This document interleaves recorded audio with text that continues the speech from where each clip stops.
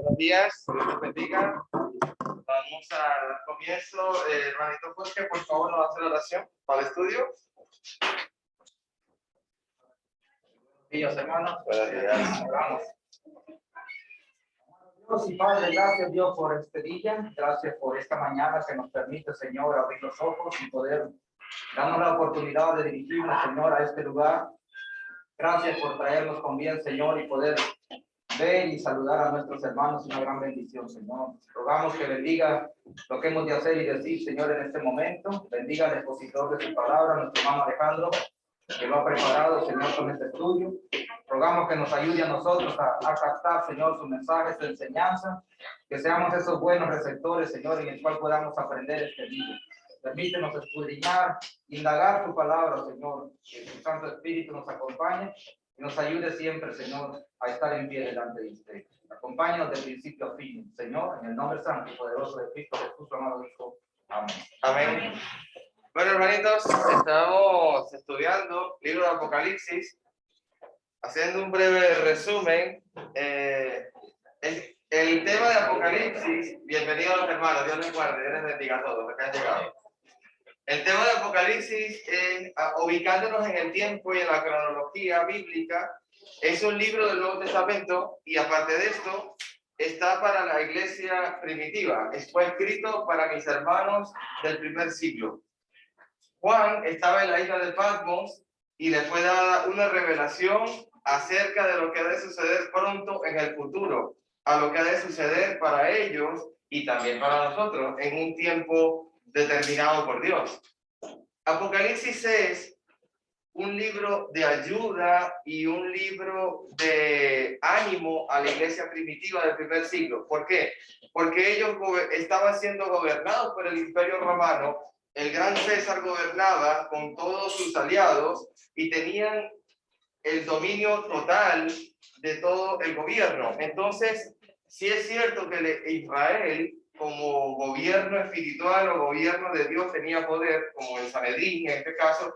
Si observas diferentes escenas entre Caifás y Anás y Jesucristo y Poncio Pilato, ves que Caifás y Anás representaban el pueblo de Israel, Pilato representaba a un gobernador de Roma, y el tema es que cuando fueron a enjuiciar a Jesús, Anás y Caifás van a Roma y Roma da el decreto de enjuiciarle. O sea, tanto Roma y Israel tenían autoridad. Pero el tema es que ya en el tiempo de la iglesia primitiva, el judaísmo se había dividido. ¿Qué había sucedido? Jesucristo había plantado un plan de salvación que el judío no creía, que el judío no obedecía. Muchos judíos se convirtieron al cristianismo. Muchos judíos se hicieron cristianos, pero muchos judíos dijeron no, ese es un falso Cristo, es un falso profeta y lo que ha venido a decirnos es mentira y blasfemia ante Dios, por eso hay que crucificarlo. Pero muchos de ellos dijeron que sí lo iban a seguir. Ejemplo, Nicodemo. Ejemplo, José de Arimatea. Momentos muy íntimos con el Señor, donde José de Arimatea, siendo judío del Sanedrín, da su sepulcro para que entierren al maestro. Nicodemo se viste con ropas no reales del Sanedrín y va de noche al maestro a preguntarle: ¿eres tú un rabí? ¿Eres tú un descendiente de Dios? Jesús le dice el plan de salvación: Nicodemo, nace de nuevo, de agua y de espíritu. Si no, no vas a ver el reino de los cielos. Entonces el tema de Apocalipsis es que hay un quebrantamiento, una separación del cristianismo en paralelo con el judaísmo y en paralelo a su vez con el imperio de Roma.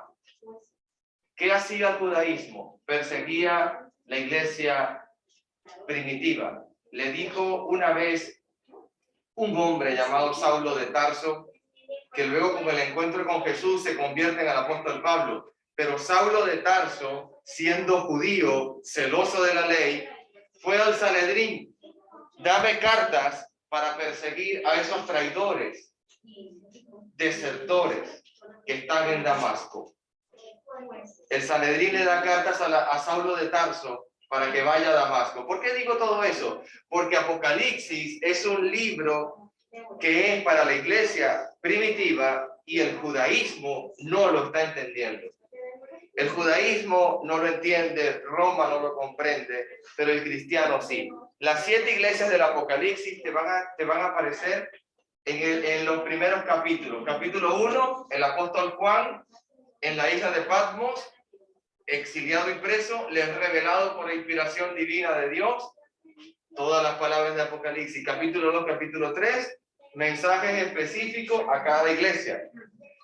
Mensajes que hacen que la vida sea para el cristiano mucho más fácil. Es decir, si yo le digo a la iglesia en Éfeso, por favor, yo quiero que tú te arrepientas y vuelvas a practicar las obras que hacías cuando realmente eras un joven cristiano o cuando empezaste este camino del cristianismo. Ese amor que tenías por la obra y por la familia y por la hermandad no se vaya de ti.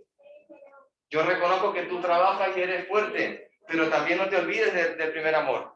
Es un ejemplo de las 7 iglesias de Apocalipsis. Capítulo 4, Jesucristo le dice a sus discípulos, a través del apóstol Juan, un mensaje espectacular. Capítulo 4 le dice, en el cielo adoran a Dios, en la tierra adoran a Dios, y debajo de la tierra, aún los muertos adoran a Dios. Toda la creación se sujeta a Dios. Capítulo 5, aparece en escena un rollo que nadie es capaz de abrir, que tiene 7 sellos, ese rollo. Capítulo 5. Juan empezó a llorar amargamente, no sabía quién era el digno o merecedor de abrir tal libro. Cuando yo quiero que tú te imagines un pergamino enrollado, el que le ha entregado un pergamino cuando se ha graduado del bachillerato o de la universidad, lo que sea, te enrolla en un pergamino y tiene un lazo. Pero si ese lazo dice, por ejemplo, voy a poner el nombre de Ryan, que seguramente lo habrá tenido un pergamino en su mano.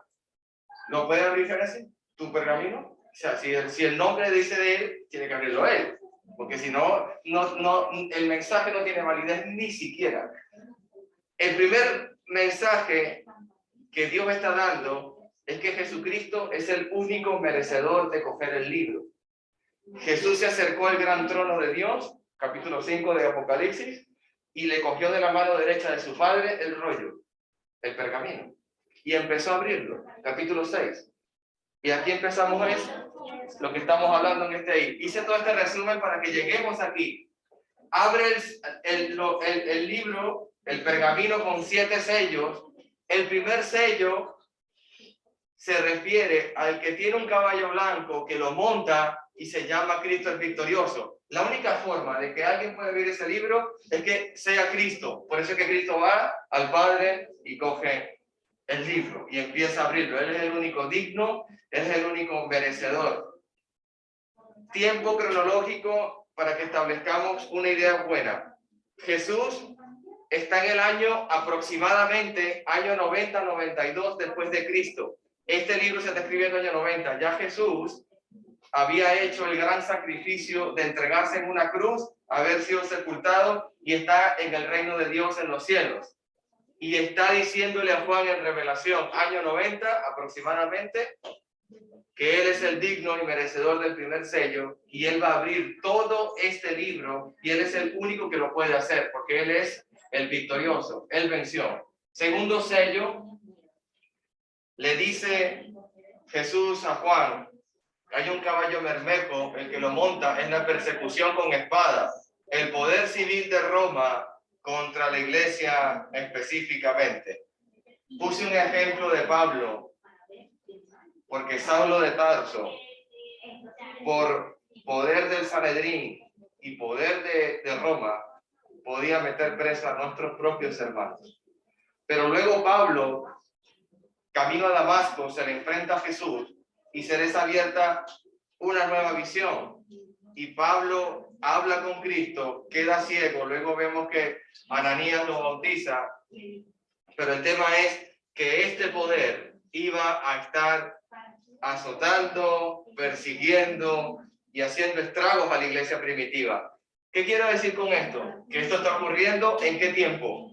En el tiempo de Roma. No puedo decir yo que este caballo bermejo es tiempo futuro para mí y que en el 2022 va a venir una gran persecución con espada y económica de parte de Roma. No existe el imperio de Roma todavía. Ya Ya hay muchos años que ha terminado su imperio. Tercer sello, el caballo negro y el que lo monta, persecución económica. Es importante entender que el sello no se refiere al hambre debido a la escasez de víveres, sino al alto precio. En este tiempo, el salario jornal de una persona le daba para comprar 3 kilos de alimento. Una jornada de 8, 10 horas o 12, las que ya tenía la persona en ese día, le alcanzaba para comprar 3 kilos de alimento. Es una persecución económica terrible. Y yo quiero que usted piense, y yo lo comentaba en clases anteriores, ¿tú trabajarías 8, 9 horas o 10 horas por 3 euros? ¿Alguien haría eso? ¿3 euros de una jornada de 8, 9 horas o 10? Eso es lo que estaban cobrando mis hermanos del primer siglo. Iban a cualquier mercado, por 3 euros compraban 3 kilos de pasta o arroz. Cuarto sello, el caballo amarillo que lo montaba era la muerte y seguido por el Hades. ¿Qué pasa cuando hay persecución civil? ¿Qué pasa cuando hay guerra económica? ¿Qué pasa cuando hay todo esto que acorrala a una familia? No puedes comprar y no tienes para comer. Empiezas a ver la muerte muy de cerca, empiezas a morir de hambre.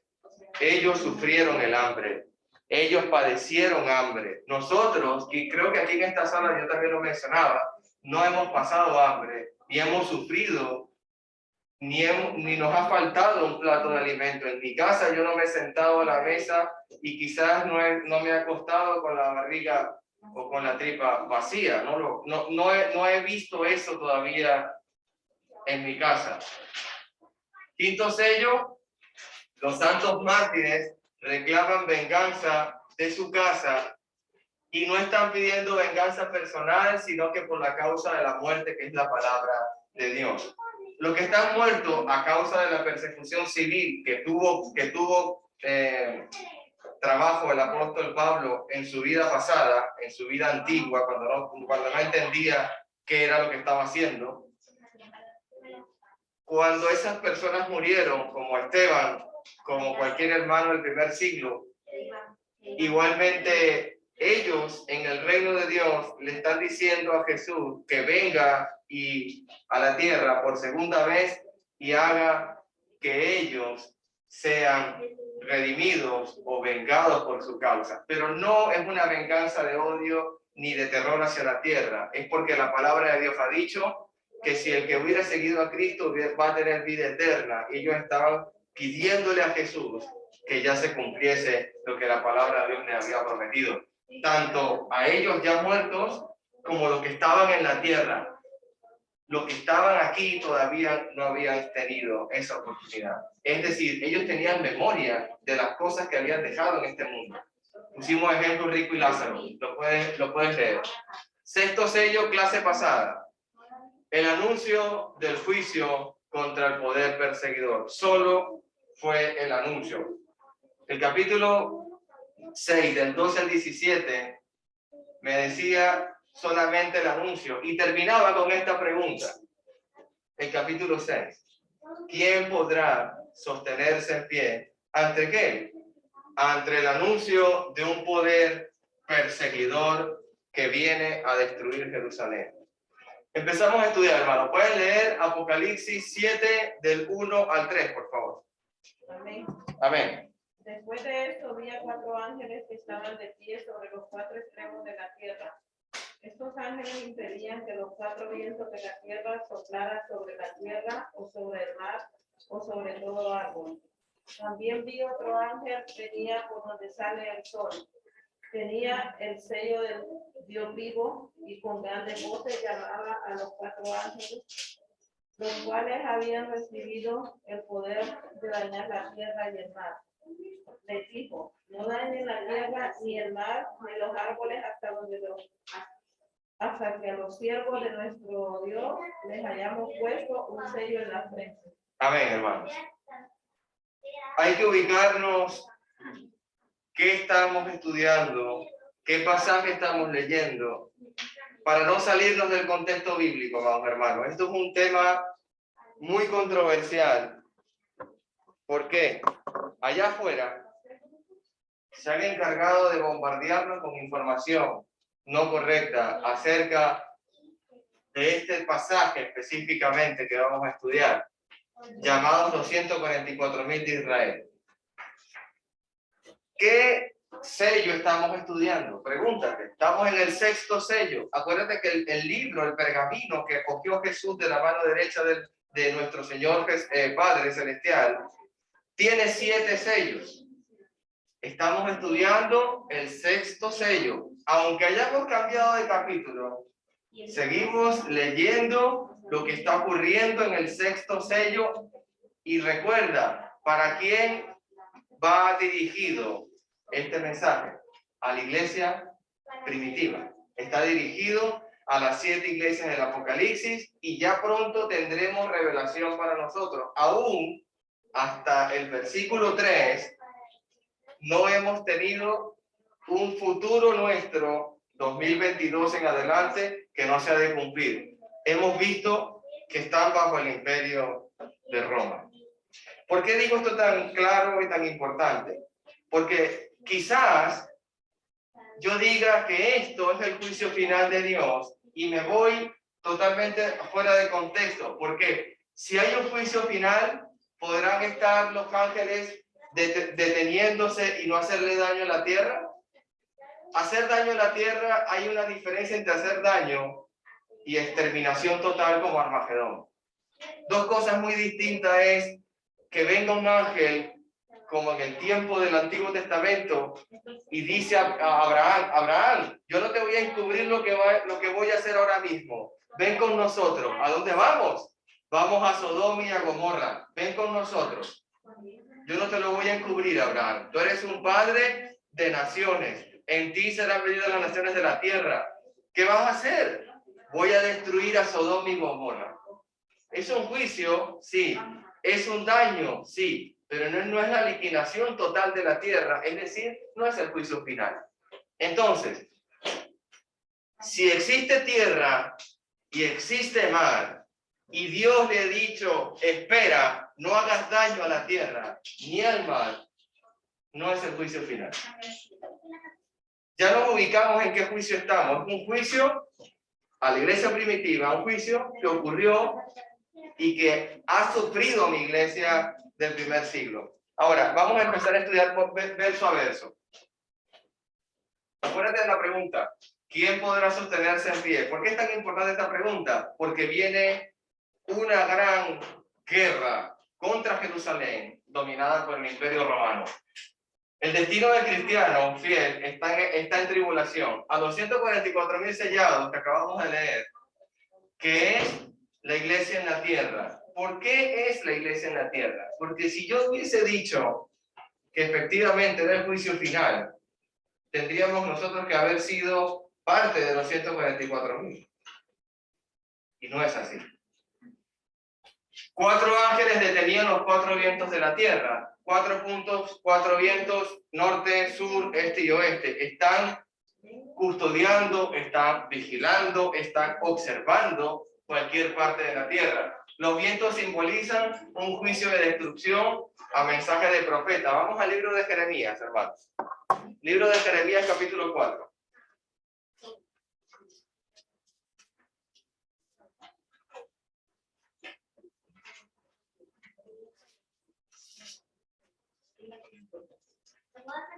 El que lo tenga lo puede leer. Jeremías 4:11.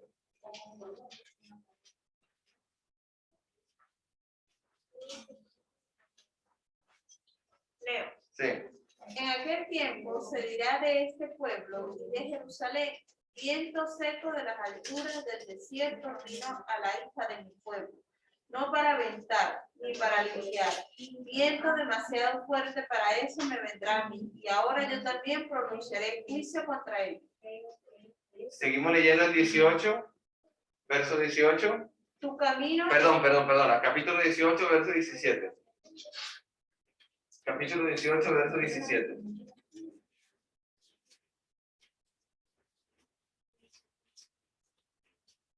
Como con viento solano los esparciré delante del enemigo, le mostraré las espaldas y no el rostro en el día de su perdición.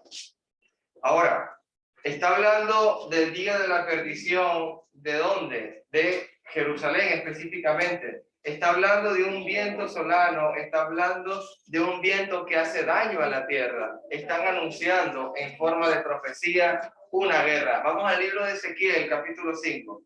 Libro de Ezequiel. Está más adelantito. Libro de Ezequiel, capítulo 5.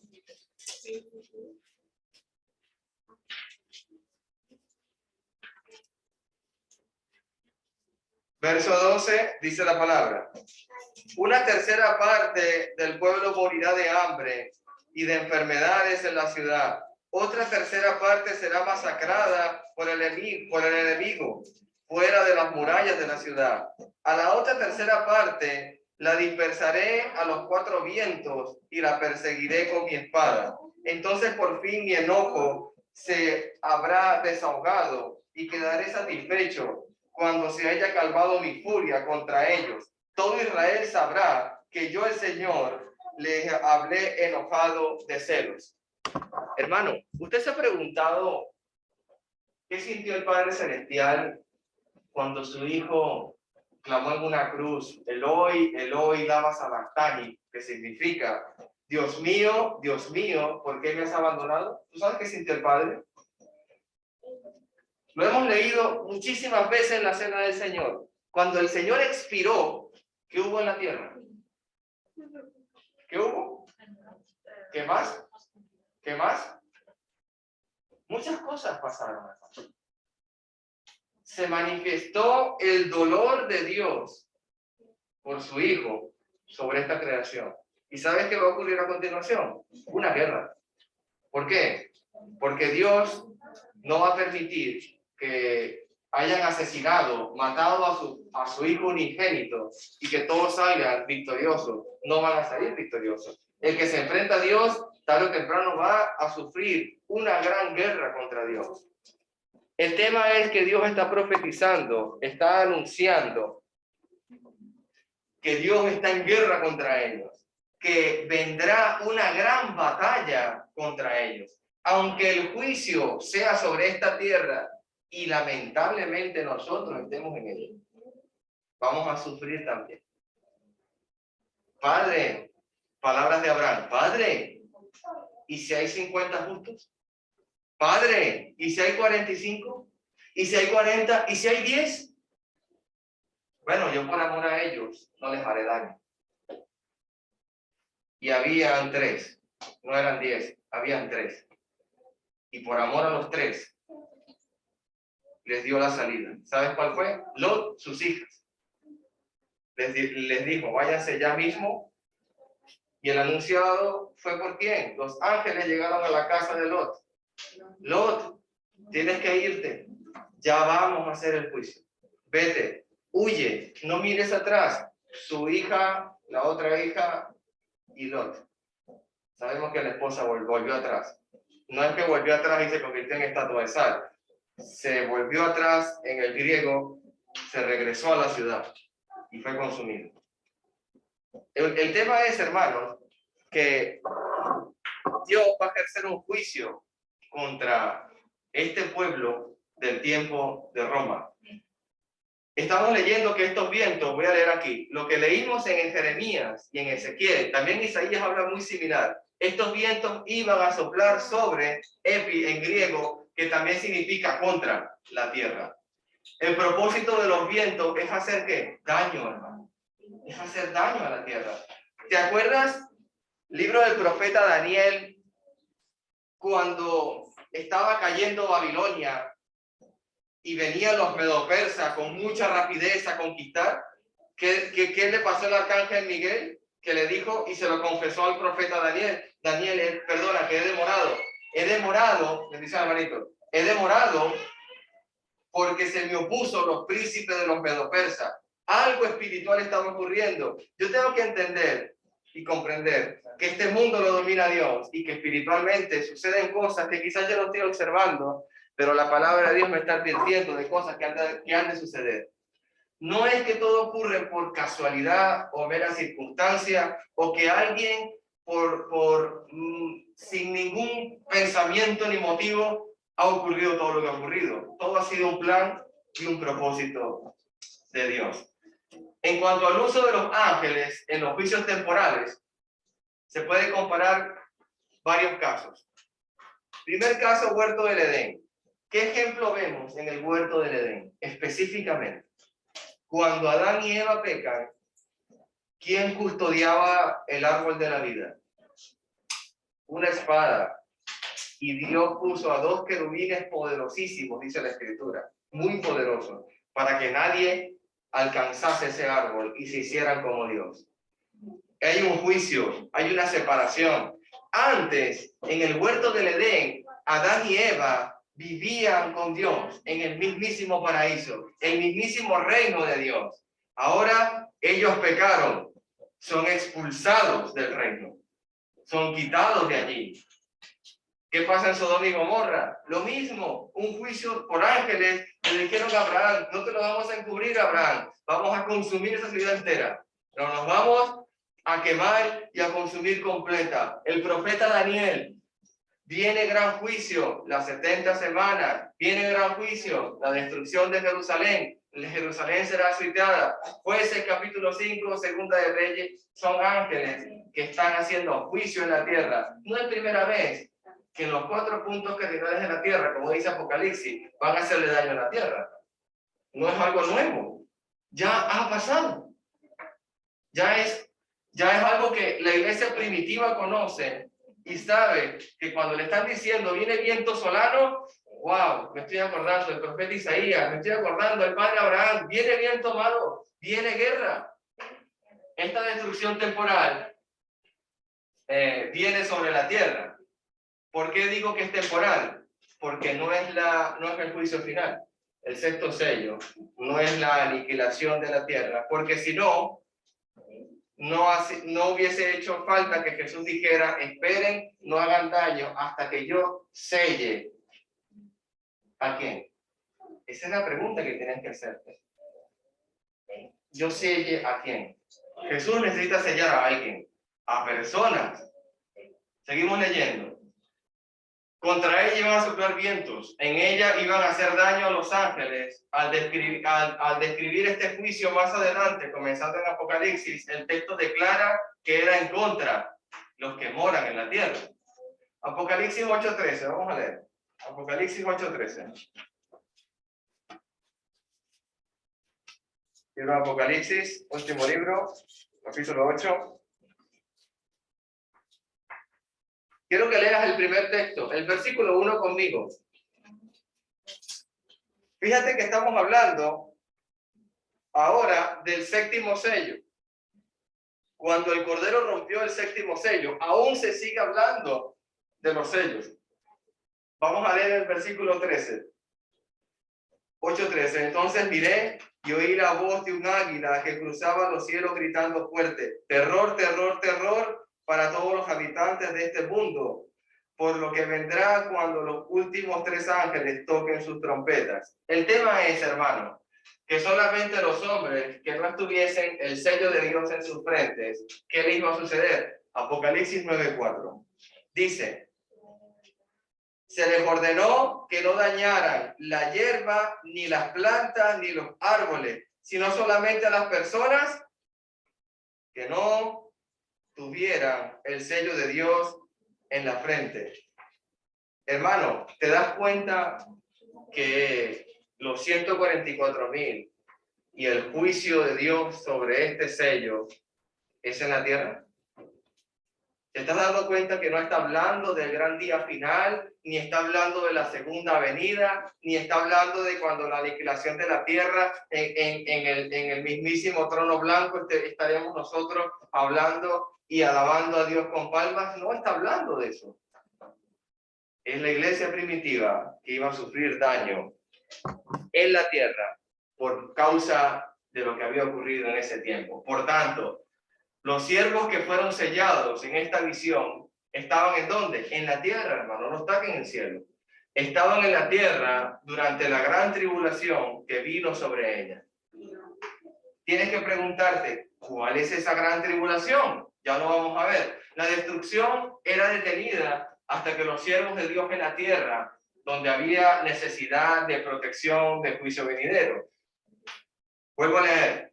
Esa destrucción era en la tierra, pero ¿qué pasaba en la tierra? Oye, como el padre Abraham pensó, pero si en Sodoma y Gomorra hay 50 justos, ¿tú vas a llevar la tribulación a Sodoma y Gomorra? ¿Tú vas a llevar la tribulación, Padre Celestial, a Jerusalén? Y si hay 50 justos, pon el caso del paralelo. Necesito que tú, Padre, me digas, y si hay 45, 40 o 10. Mira el caso ahora, ¿dónde había necesidad de protección? Claro, en la iglesia primitiva. Dios necesita proteger a su iglesia para que fuesen sellados. Capítulo 7, verso 3, ya lo leímos. Dice, versículo 3, esperen, no hagan daño a la tierra, ni al mar, ni a los árboles, hasta que hayamos puesto el sello en la frente de mis siervos. No le hagan daño a la tierra, ni al mar, ni a nada, hasta que yo le haya puesto el sello a ellos. Hermano, yo con toda honestidad, al entender esto, me dio tristeza saber de que allá afuera me están bombardeando con información. Me están diciendo cantidades de cosas de los 144,000 erradamente. Han querido sembrar en mí, voy a hablar por mí, han querido sembrar en mí falsa enseñanza. Han querido hacerme entender a mí que esto era para el juicio final. Hermanos, están en la tierra, están esperando ser sellados. Dios ha ordenado, no hagan daño a la tierra ni al mar hasta que yo no haya sellado a ellos en la tierra, porque vino la gran tribulación. El ángel subía de donde sale el sol, desde el oriente sale el sol. Ezequiel dice, y del oriente traeré un gran juicio solano, un viento que daña la tierra. ¿De dónde provienen las guerras? ¿De dónde provienen los juicios? Hay veces que creemos, no, lo que pasa es que Rusia es una potencia, Estados Unidos es una potencia, y si empieza la guerra, combatirán y ellos no saben. Bueno, quizás, actualmente. Dios utilizó al rey de Ciro y le dijo al rey Ciro, tú vas a ser mi pastor, mi ungido, y tú vas a ir a la guerra y vas a vencer, porque mi pueblo Israel no cree en mí. Pero yo voy a darles a entender a ellos que un pagano, griego, gentil, como nosotros, que somos griegos y gentiles, va a liberar a ustedes. Pongo este ejemplo porque Dios utiliza a las naciones como su juicio hacia la tierra. Dios utilizó a los medo-persas para ejercerle juicio a Nabucodonosor de Babilonia. Dios utilizó a Alejandro Magno con sus 4 generales para ejercerle juicio a los medo-persas. Dios utilizó al imperio de Roma para derrocar al imperio griego de Alejandría. Y Dios utilizó a Jesucristo para derrocar el imperio de Roma. Es algo que tenemos que entender espiritualmente, el significado de ser sellado. Ezequiel 9 parece servir de base. Vamos a leer Ezequiel 9 porque es importante entenderlo. Vamos a Ezequiel 9. Libro de Ezequiel. Capítulo 9.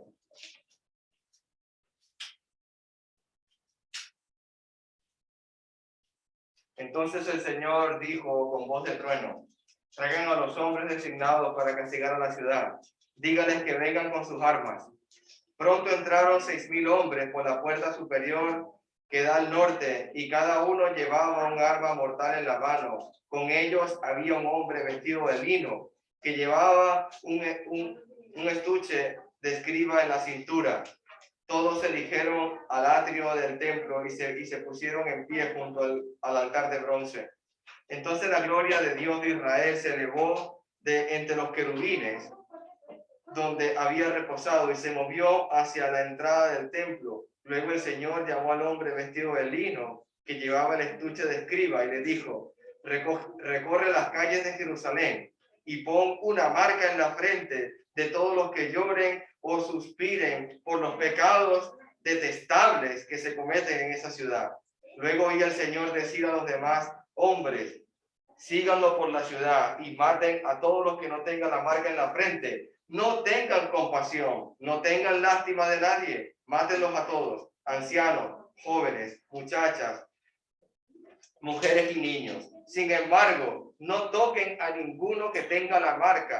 Comiencen aquí mismo en el templo. Entonces ellos comenzaron matando a 70 líderes. Hermanos, estamos hablando profecía del profeta Ezequiel para cumplirse en el tiempo de la iglesia primitiva. Amados hermanos, esto es terrible. El apóstol Pedro dijo, hermanos, ustedes saben que con dificultad se va a salvar el justo, porque es necesario que el juicio de Dios empiece por la casa.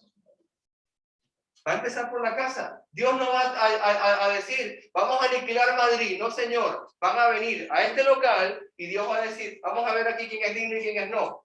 Van a empezar por la casa de Dios. Como acaba de empezar aquí, la profecía de Dios se va a cumplir. ¿Dónde vamos a empezar a aniquilar? En la casa de Dios. Empieza en el templo. Allí hay personas que no me son fieles a mí. Voy a poner un ejemplo. El rey Saúl, el primer rey de Israel, el ungido de Dios, se fue por otro camino.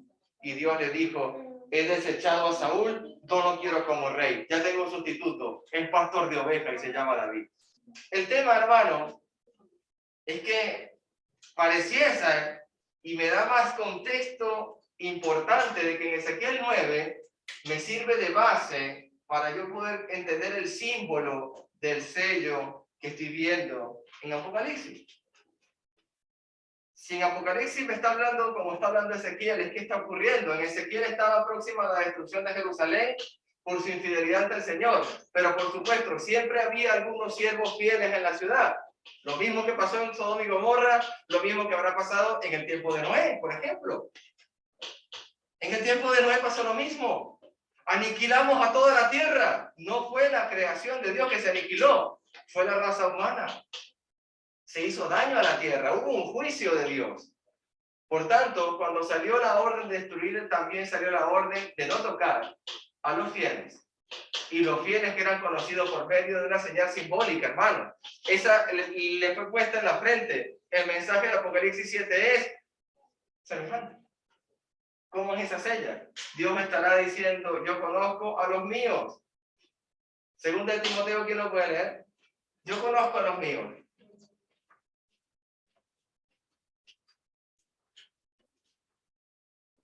Segunda de Timoteo 2:19, por favor, porque no tenga lo puede leer. Amén. Amén, hermanita. Pero el fundamento de Dios está firme y tiene este sello. El Señor conoce a los que son suyos y que se aparte de la iniquidad todo aquel que invoca el nombre de Dios. Amén. ¿Cómo le llama el apóstol Pablo a Timoteo acerca de este pasaje? Que Dios conoce ese sello. Los que son justos delante de Dios, los que son de Dios. Yo conozco los que son míos, no los toques. El mensaje principal para el cristianismo de este siglo, del primer siglo, era: Dios los conoce, Dios va a proteger en medio de la terrible tribulación que viene. Los siervos de Dios son protegidos por Dios mismo. Usted sabe por qué Sadrach, Mesach y Abednego no negaron su fe y le dijeron a Nabucodonosor: ¿tú quieres matarnos? En el horno de fuego, mátanos. Nosotros no vamos a adorar esa estatua tuya. Somos judíos de nacimiento y somos hijos del Dios de Israel. Y a Jehová adoramos. No puedes matar. Ellos, primer siglo, me quieres meter en un coliseo de Roma. Me quieres enfrentar con un gladiador. Me quieres echar a los leones. Me quieres hacer lo que quieras hacerme. No me importa. Porque Dios me dijo, yo lo escuché con mis ojos, con mis oídos, y yo lo vi con mis ojos. En el Sermón del Monte, Él me decía, no tengas miedo de aquel que quiere quitarte la vida, más bien ten miedo de aquel que tiene autoridad de llevarte a la muerte eterna. Hermano, ellos no tenían miedo, aunque estaban enfrentándose a Roma. aunque se enfrentaron a la gran tribulación, la iglesia del primer siglo. Este sello simbólico también está en contraste con la marca simbólica diabólica que tiene la bestia. Apocalipsis 13:15. Vamos a leerlo. Apocalipsis 13, versículos 15 y 17. Dice, Apocalipsis 13, 15 al 17. Por fin se saciará mi enojo contra el muro y quienes lo blanquearon con cal. Luego les diré a ustedes, ya desaparecieron el muro y quienes lo blanquearon con cal. Eran los profetas mentirosos que afirmaban que la paz llegaría a Jerusalén cuando no había paz. Yo, el Señor soberano, he hablado. ¿Te acuerdas cuando el apóstol le dijo, ¿qué me dices tú a mí, cara blanqueada? Y cuando Jesús le dice a los fariseos, ¿ustedes son un sepulcro blanqueado? Por fuera, como decía mi hermano Jorge o mi hermano Luis, no recuerdo ahorita, si por fuera puedes aparentar ser un buen cristiano. Por fuera. Pero por dentro, Apocalipsis 13, 17. Seguimos leyendo. Apocalipsis 13, perdón, amados hermanos, me perdonan. Me perdonan. Estoy fuera de texto.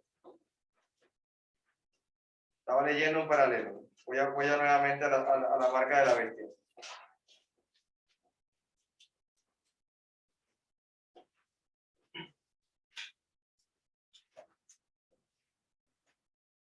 Dice la palabra en el 15.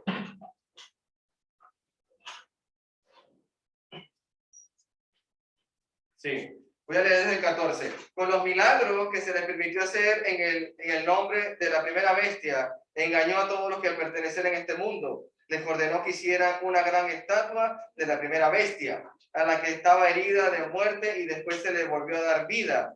Luego se les permitió, versículo 15, luego se les permitió dar vida a la estatua para que pudiera hablar. Entonces la estatua de la bestia ordenó que todo el que se negara a adorarla debía morir. Además exigió que a todos, pequeños y grandes, ricos, pobres, líderes, esclavos, se les pusiera una marca en la mano derecha o en la frente, que nadie podía comprar ni vender sin tener esa marca, que era el nombre de la bestia, o bien el número que representa su nombre. Aquí se requiere sabiduría, y el que tenga entendimiento que resuelve el significado del número de la bestia, porque es el número de un hombre y su número es el 666. Hermano, el tema principal es que cuando hablamos de sellos, hablamos de símbolos, hablamos de números en Apocalipsis, como me lo está diciendo el apóstol Juan, revelado por Jesucristo, es unos símbolos. El que tenga sabiduría para discernir lo que significa este número, que lo haga. Pero Dios lo está diciendo espiritualmente. Si el mismo apóstol Juan está hablando en símbolos, el mismo Nuevo Testamento a través de Cristo está hablando en símbolos, pregunta, ¿por qué tomarlo literal? ¿Por qué tomarlo literal? ¿Por qué allá afuera se encargan de sacar números literales, matemáticos para esto? Si Dios está diciendo, esto es un misterio. El que quiera resolverlo, ¿quién va a resolver un misterio de Dios, hermano? Yo pregunto. Las preguntas de Job y las preguntas de Dios. Quizá las preguntas de Job yo las puedo responder, pero las preguntas de Dios yo no las puedo responder. Dime, Job, si tienes sabiduría, entendimiento y resuelves todos los misterios de la tierra. ¿Dónde estabas tú cuando yo fundé la tierra? Dime cuál es el fundamento de la tierra, dime cuál es la longitud de la tierra y dime cuál es su base angular. Ni siquiera los científicos de hoy responden la pregunta. Hay teorías, muchas. Hay muchas teorías. Pero no es el fundamento. No es el fundamento. No debemos confundir este sello con el Espíritu Santo, hermano. El sello de nuestra salvación, como dice Efesios, tenemos las arras de nuestra herencia, el sello del Espíritu Santo de Dios. Eso es otra cosa. Las personas selladas en esta visión ya habían recibido el Espíritu Santo. Hermano, ¿qué pasó en Pentecostés? Volvemos otra vez a preguntarle a la Biblia, porque no, ¿qué Qué importante es ubicarnos en el tiempo y en la cronología bíblica. ¿Qué tiempo estamos? Año 90. ¿Qué pasó en Pentecostés? Pedro anunció el evangelio, todos se compusieron de corazón y fueron bautizados, y en el bautismo recibieron el sello del Espíritu Santo. En el sexto sello, la gran tribulación contra Roma y Jerusalén van a ser sellados. ¿Para qué?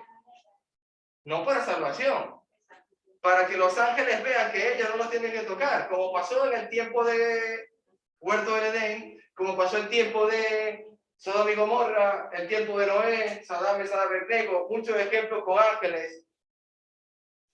Las personas selladas en esta visión ya habían recibido el Espíritu Santo porque ya eran siervos de Dios. Ya está muy claro. El mensaje principal para los cristianos nuestros, hoy, nosotros, de esta época, en toda circunstancia, Dios nos conoce y Él estará con nosotros para que salgamos triunfantes. ¿Qué dice Romanos 8:35? Abra su Biblia y léalo, hermano. Romanos 8:35.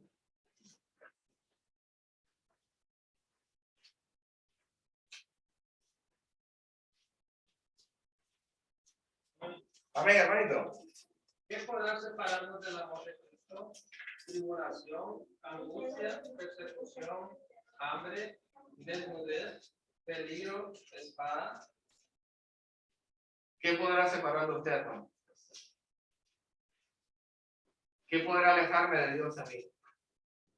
Hambre, persecución, desnudez. El apóstol Pablo está hablando algo diferente de lo que está hablando el apóstol Juan aquí.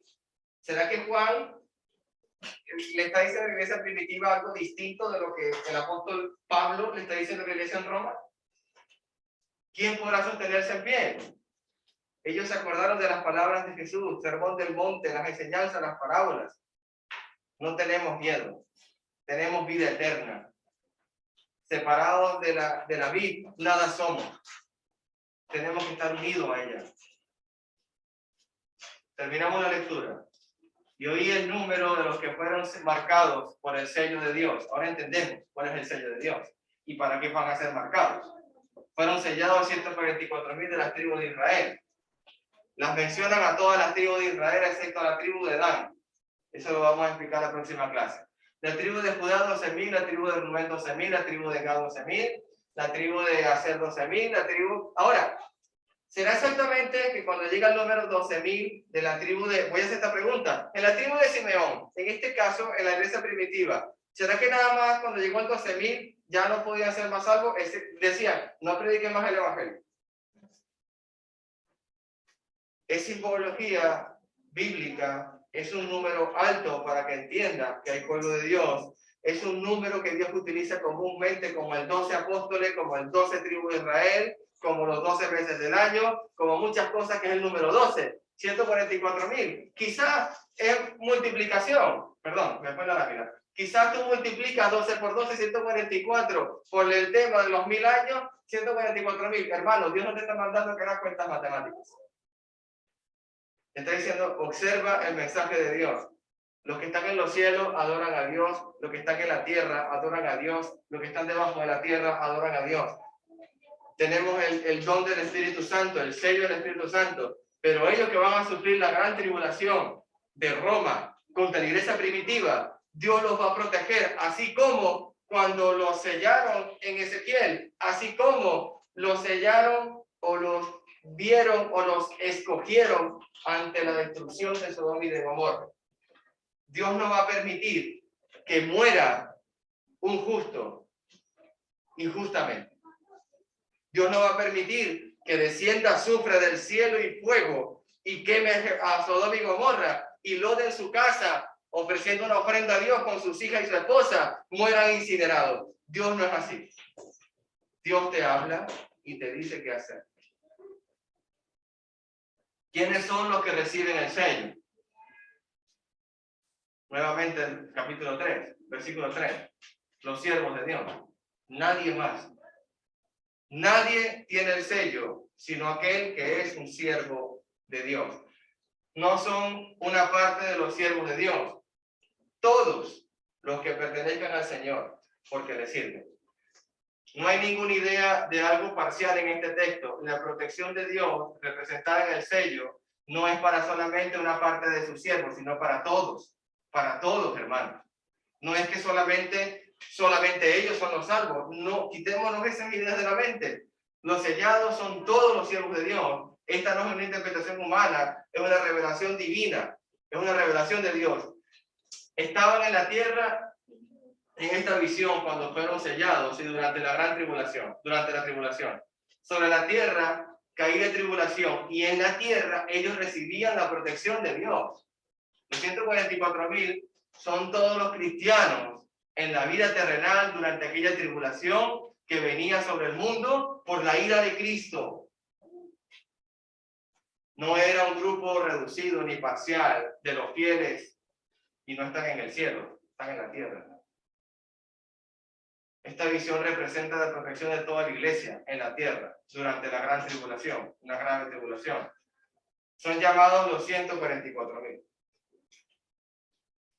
Aquí están las cuentas que saca el mundo.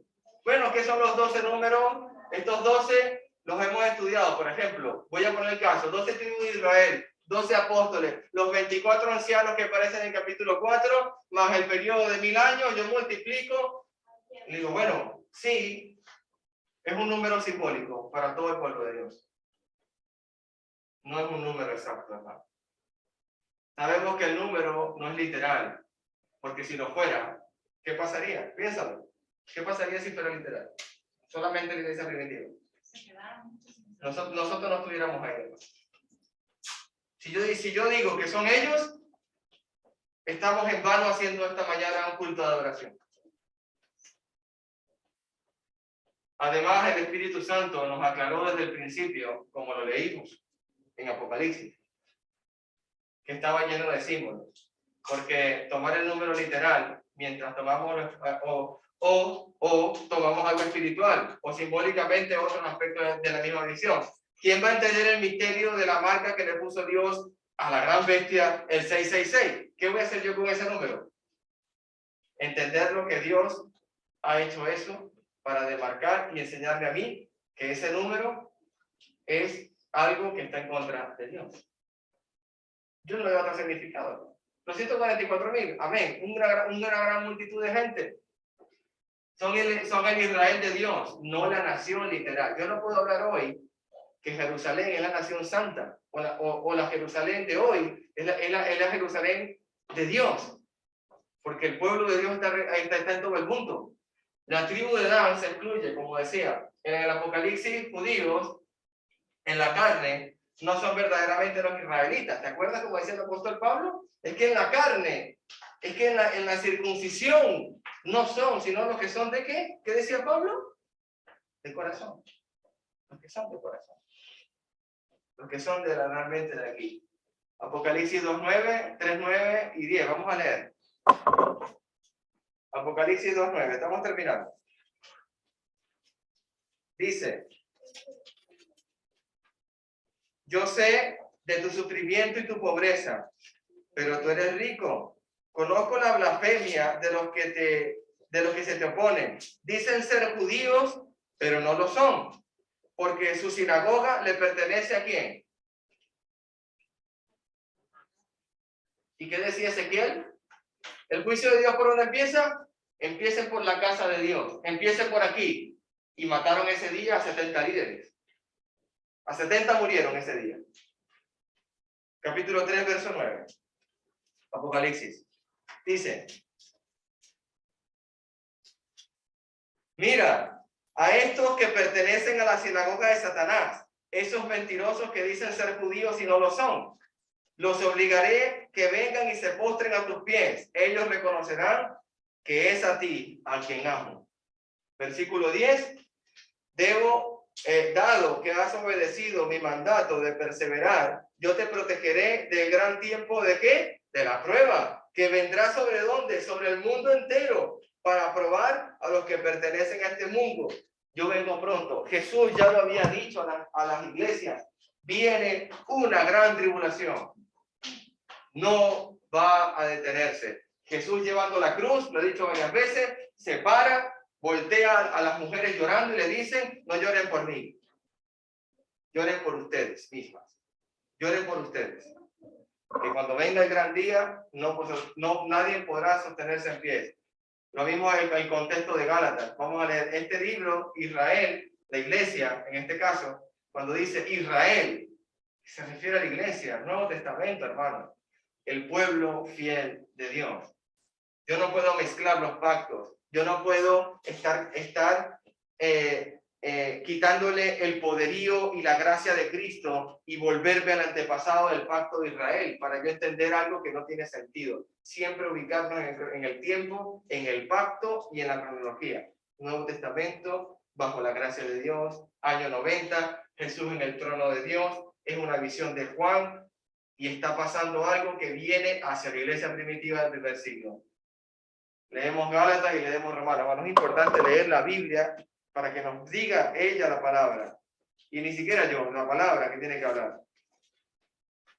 Gálatas y Romanos. Por favor. Quien tenga Gálatas lo puede leer. Porque en Cristo Jesús ni la circuncisión vale nada, ni la incircuncisión, sino una nueva creación. Amén, varón. Amén, varón. Entonces, cuando Apocalipsis me habla de Israel, ¿se refiere a Israel literal o Israel espiritual? De Israel espiritual. Hermano Jorge. Vale la pena mencionar, hermano, Sí. cuando mencionas este pueblo judío Israel, hay que tener en mente que Dios va a juzgar de tres maneras. En aquel tiempo que la gente vivió sin ley, Sí, Dios va a juzgar por conciencia. sí, No puede juzgar bajo la gracia porque aún no estaba, ni bajo la ley porque no había ley. así es. Luego cuando vino la ley, o sea que de Adán hasta los 10 mandamientos, la gente va a ser juzgada conforme a la conciencia. Correcto. Si le funcionó la conciencia. Y luego de los 10 mandamientos hasta la cruz del Calvario, Bajo la ley. bajo la ley. Amén. Y todo israelita que nació después de que haya pasado la ley y nació bajo la gracia, tiene que cumplir los 5 pasos de salvación. Aquí está. Arrepentirse, bautizarse y perseverar hasta el fin para ganar la salvación. Amén. Y ahí estamos. Ese es el parámetro. Libro de del Apocalipsis, plan de Dios. estamos bajo la gracia de Cristo. Importante, por eso que decía, gracias hermano Jorge, ubicarnos en qué pacto estamos, en qué año estamos y a qué pueblo va dirigido, hermano. ¿Qué dice Romanos 9:6? Lo tengo yo aquí, vamos a leerlo. Ahora bien, ¿acaso Dios no cumplió su promesa a Israel? No porque no todos los que nacen en la nación de Israel son en verdad miembros del pueblo de Dios. Ser descendientes de Abraham no los hace verdaderamente hijos de Abraham. Pues la escritura dice, Isaac es el hijo mediante el cual procederán tus descendientes, aunque Abraham también tuvo otros hijos. Eso significa que no todos los descendientes naturales de Abraham son necesariamente hijos de Dios, hermano. Lo dice la palabra. Tenemos que entender muy bien estas cosas. Voy a leer ahora en capítulo 2 de Romanos. 28 y 29. Capítulo 2 de Romanos. 28 y 29. Capítulo 2 de Romanos. Pues no es un verdadero judío solo por haber nacido de padre judío, ni por haber pasado por la ceremonia de la circuncisión. No es un verdadero judío es aquel que tiene el corazón recto a los ojos de Dios. La verdadera circuncisión no consiste meramente en obedecer la letra de la ley, sino es un cambio en el corazón producido por el Espíritu. Y una persona con un corazón transformado busca la aprobación de Dios y no de la gente. Y no de la gente. Entendamos. Apocalipsis 14, del 1 al 5, lo vamos a ver luego, nos presenta una explicación más ampliada de estos 144,000 sellados. Y el comentario que lo vamos a hacer ese mismo momento va a ser relacionado con ese estudio. Es importante, hermanos, saber que estos 144,000 es la iglesia del primer siglo, hermanos. Y va a sufrir la gran tribulación. ¿Qué concluimos? Mensaje principal de estos 8 versículos solamente. Para los cristianos de hoy en día y en toda época es, en toda circunstancia, Dios nos conoce y Él estará con nosotros para que salgamos triunfantes. Como dice mi hermano Lester que lo leyó, ¿qué me separará a mí del amor de Cristo? ¿Qué me separa a mí del amor de Cristo? Nada me puede separar. ¿Quién podrá sostenerse en pie en el día de la ira del Cordero? La respuesta, los que tienen el sello de Dios. Esta respuesta la dieron la iglesia primitiva. Esta respuesta fueron esos 144,000. La próxima clase, versículo 9 en adelante, hay un texto que sale al día final. Ahí sí lo vamos a estudiar. Y Dios les bendiga y proteja grandemente, hermanos. Terminamos. ¿Algún comentario, preguntas?